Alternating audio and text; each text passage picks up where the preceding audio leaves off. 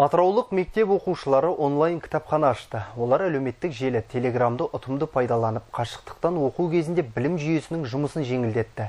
Өнертапқыштардың ендігі жоспарын әріптесім Зейн Ерғали біліп қайтты. Инновация кілті ғылымда, ал ғылым қарыштауы уақыт жылдамдығына қарап жатқан жоқ. Осы көштен қалмай атыраулық оқушылар Нисбукс бот сервисін ойлап тапты. Жаңа жобаның авторлары 9-шы сынып оқушылары Елнар Камел мен Сағиден Көшәлиев. Олар Атыраудагы Назарбаев зияткерлік мектебінің шәкірттері. Жас өнертапқыштар мұнда 7-ден 12-ші сыныпқа дейінгі балаларға арналған пәндерді жинақтаған. Жүйеден математика, биология, физика, химия сынды оқулықтардың электронды нұсқасын табуға болады.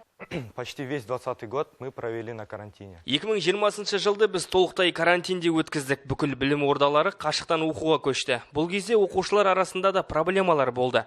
Өйткені сабаққа қажетті оқулықтардың кейбірі қолда жоқ.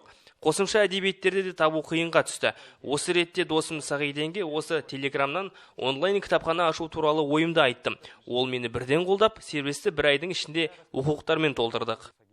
Сондай-ақ Telegram ботта халықаралық IELTS және SAT емтихандарына дайындық тесттері де бар. Енді өрендер сервистің мүмкіндігін одан әрі кеңейтуді көздеуде. Яғни кітаптарды оқу тоқсандарына бөліп жүктемек, сонда оны телефонға жүктеп алуда тез болады дейді оқушылар. Менің ойымша, өзге де оқушылар арасында біздің ойлап тапқан сервисімізге қызығушылықтар зор. Өйткені бұл жоба өте тез, әрі керекті ақпаратты қажетті кітабыңнан әп-сәтте тауып алуға мүмкіндік береді. Қазіргі заманғы оқушылар үшін онлайн кітапхана өте тиімді. Жас өнертапқыштар мұнымен шектелмейміз деп отыр. Олар болашақта ұлттық ойын асықты цифрландырамыз дейді. Яғни компьютерге енгізбек, сондай қазақтың шежіресін де жүктемек. Зейн Ерғали, Айбек Қалымов, Атырау арнасы.